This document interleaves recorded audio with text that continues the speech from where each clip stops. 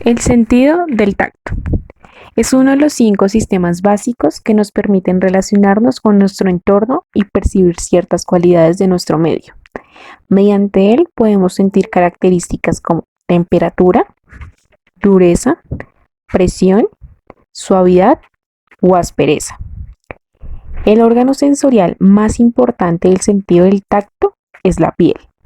En ella podemos encontrar distintos tipos de receptores nerviosos que traducen la información recibida al exterior en impulsos que puedan ser comprendidos e interpretados por el cerebro.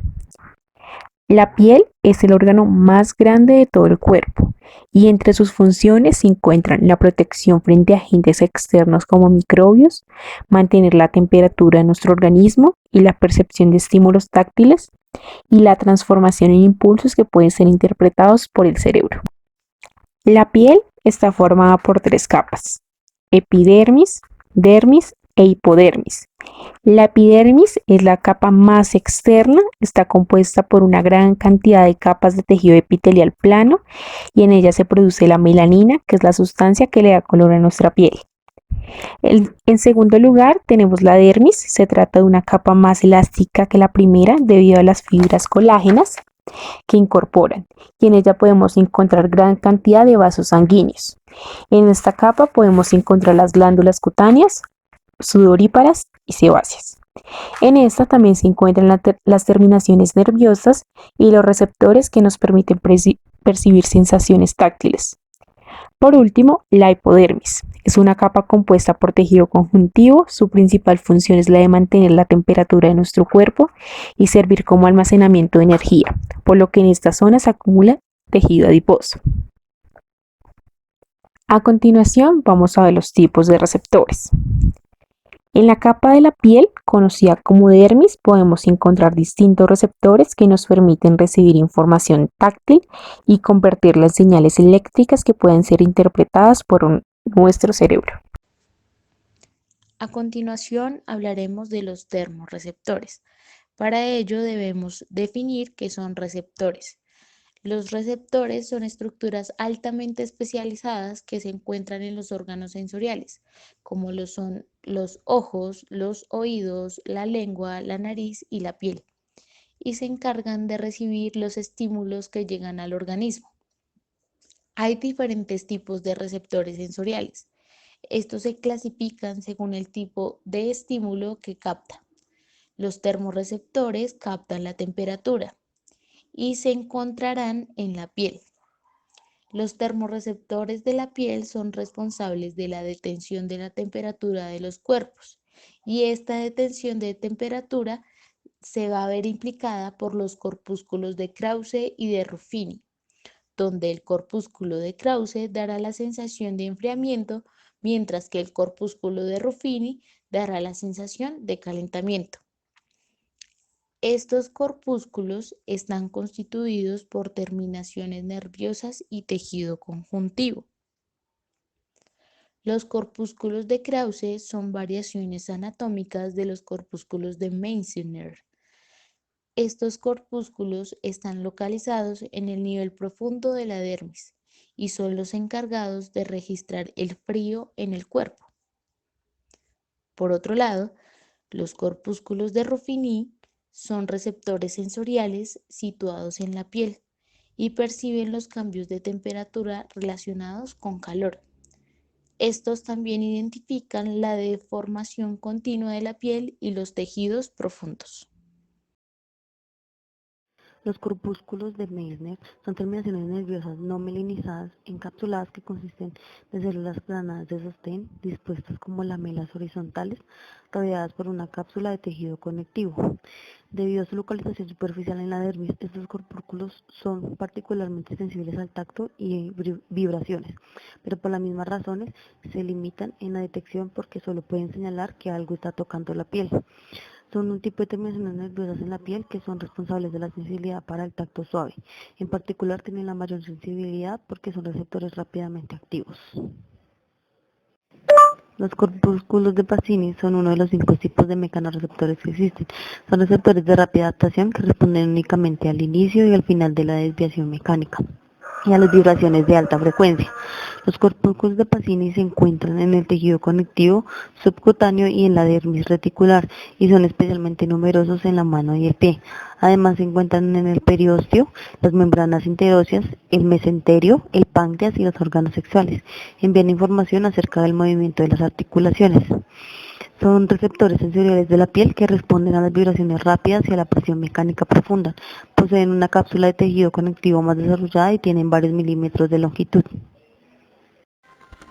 Los nociceptores son receptores sensoriales que responden a estímulos que lesionan los tejidos o que podrían hacerlo, y están situados al final del axón de una neurona sensorial. Los nociceptores se sitúan en distintas partes del cuerpo, tanto en tejidos externos como internos. Así, la sensación de dolor no solo se produce en la piel o en las mucosas, sino también en los músculos, el intestino o la vejiga. Los distintos tipos de nociceptores responden a estímulos mecánicos, térmicos o químicos, tanto externos como provocados por el propio organismo. La activación de los nociceptores puede darse por la estimulación directa de los tejidos o de forma indirecta, por la liberación de sustancias químicas en el tejido dañado. Debido a su capacidad de responder a estímulos dolorosos, los nociceptores han sido llamados también receptores del dolor, pero cabe aclarar que no toda estimulación de los nociceptores conlleva siempre a la producción de una sensación dolorosa. Hay diferentes tipos de nociceptores. En función de su localización y de sus distintas características se distinguen tres grupos de nociceptores: los cutáneos, los musculares y articulares y los viscerales. En los cutáneos existen dos tipos fundamentales de nociceptores en función de la velocidad de conducción de sus fibras aferentes. Los nociceptores A son las terminaciones sensoriales de fibras mielínicas de pequeño diámetro con velocidades de conducción entre 5 y 30 metros por segundo. Responden casi exclusivamente a estímulos nocivos de tipo mecánico. Se localizan en las capas superficiales de la dermis con ramificaciones que se extienden hasta la epidermis. Nociceptores C son las terminaciones nerviosas de fibras aferentes amielínicas con velocidades de conducción inferiores a 1.5 metros por segundo. Son simples terminaciones libres en la piel y responden a estímulos nocivos, mecánicos, térmicos o químicos. El otro tipo son los nociceptores musculares y articulares. A nivel muscular, los nociceptores son terminaciones de fibra A delta y de fibra C. Las fibras del grupo 3 responden a iones potasio, serotonina y a contracciones sostenidas del músculo. Las fibras del grupo 4 responden a estímulos como presión, calor e isquemia muscular. Las articulaciones están inervadas por nociceptores que responden a movimientos articulares nocivos y son las terminaciones de fibras aferentes amielínicas. Nuestro tercer grupo son los nociceptores viscerales. Son los nociceptores menos conocidos por la dificultad en su estudio. Se han llegado a documentar su existencia en el corazón, pulmones, tracto respiratorio, sistema biliar, útero y uréter. Especialmente las del tracto gastrointestinal están inervadas por receptores sensoriales no específicos. Los nociceptores viscerales responden a estímulos capaces de causar dolor visceral, pero solamente a intensidades de estimulación por encima del rango nocivo, mientras que los receptores sensoriales no específicos responden tanto a estímulos nocivos como a intensidades de estímulos inocuas. La mayor parte de los nociceptores viscerales son terminaciones libres de fibras aferentes amielínicas. Vías centrales del dolor. Aferencias nociceptivas al sistema nervioso central. Neurona de primer orden. Las fibras aferentes primarias que inervan los nociceptores periféricos tienen sus cuerpos celulares en los ganglios raquídeos, alcanzando sus ramas centrípetas. la médula espinal a través de las raíces dorsales y terminando en la sustancia gris del asta posterior. Por lo tanto, la primera neurona de las vías del dolor tiene su extremo distal en la periferia, el cuerpo en el ganglio raquídeo y el extremo proximal en el asta posterior de la médula espinal. Neurona de segundo orden, vía ascendente. Una gran porción de las neuronas nociceptivas medulares envían sus axones a centros supraespinales, bulbares y talámicos, siendo los más importantes el complejo medulorreticular y el complejo reticular mesencefálico. La mayor parte de esta información nociceptiva se transmite por vías cruzadas ascendentes, situadas en la región anterolateral de la médula espinal, aunque existen fibras que ascienden ipsilateralmente. Los fascículos anatómicamente mejor definidos son el espino talámico, espino reticular y espino mesoencefálico, aunque la mayor parte de las vías espinales ascendentes contienen axones de las neuronas nociceptivas. Neurona de tercer orden, mecanismo tálamo-cortical. La sensación de dolor comprende dos componentes distintos, el discriminativo sensorial y el componente afectivo.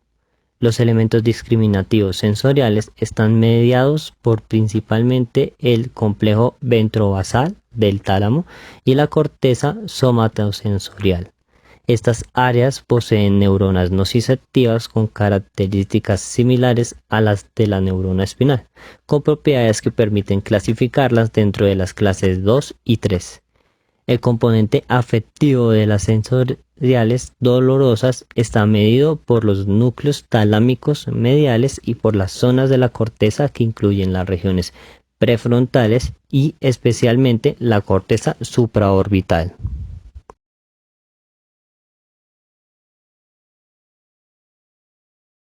Vamos a hablar de las vías ascendentes o vías sensitivas, que son las que nos permiten dirigir la información para que podamos sentir. La primera vía es la espinotalámica anterolateral, que tiene como función importante la termoalgesia y el tacto. Esta vía se localiza en el cordón lateral y tiene 3 neuronas, la neurona de primer orden, segundo orden y tercer orden. La primera neurona de primer orden se encuentra en el ganglio de la raíz dorsal. La información ingresa por el asta posterior de la médula para buscar a la segunda neurona, que es la de segundo orden.